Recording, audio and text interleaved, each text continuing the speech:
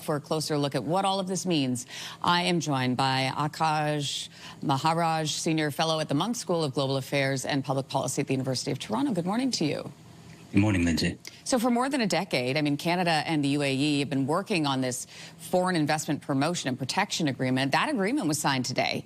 Can you explain what it is and how Canada could benefit?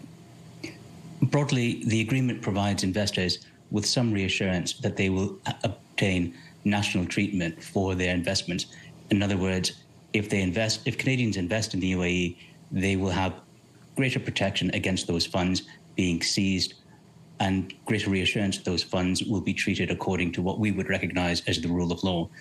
That's especially important for Canadians because the UAE is an authoritarian state where relationships with the ruling families trumps all considerations of regulation and law. This probably means that more Canadians will invest in the UAE, and Carney undoubtedly hopes it means that more UAE money will flow into Canada. How important is this moment? It is a step along what Carney hopes will be the relationship between our two countries. Really, it's almost certain that his objective in this visit is not so much the traditional cultivation of trade.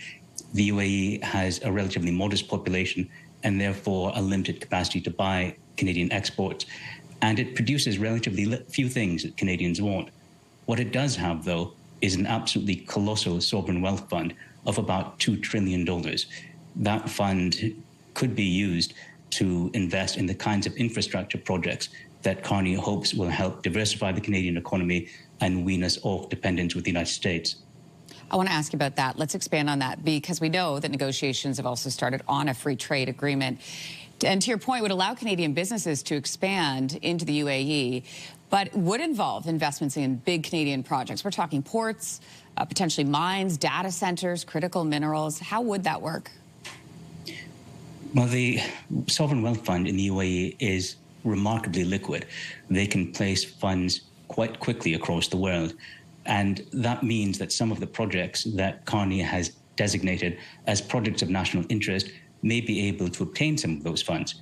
Right now, the main overriding objective of Carney's national projects is to try to make us more independent from the United States.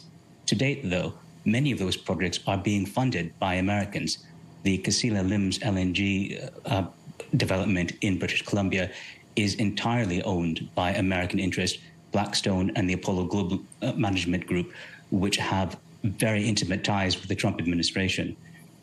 It's undoubtedly the case that Carney is hoping that money from other countries will help advance Canada's independence from the United States. But that money, especially from the UAE, comes with strings attached. What are those strings?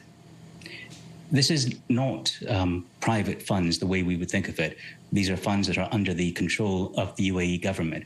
And that government has been explicit in saying that when they place funds, they expect not only an economic return on their investment, but also a political return on their investment.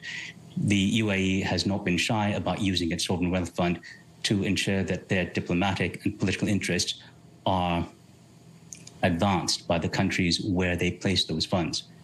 Quite recently, the Secretary of State for the United States, Marco Rubio, condemned an unnamed country for its support of the genocide in Sudan. He went to some lengths detailing what this country was doing, but remarkably, he failed to name who that country was.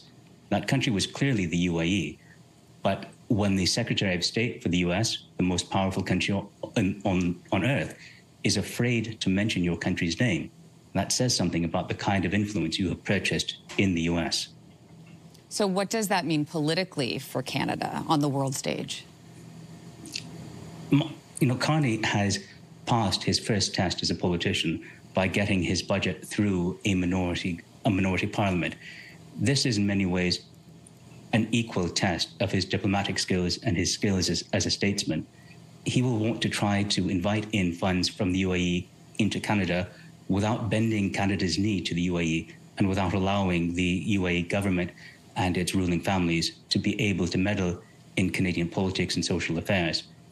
That is his objective. It is not their objectives. And how this plays out remains to be seen. Akash Maharaj, we appreciate your expertise on this morning. Thank you. Thank you.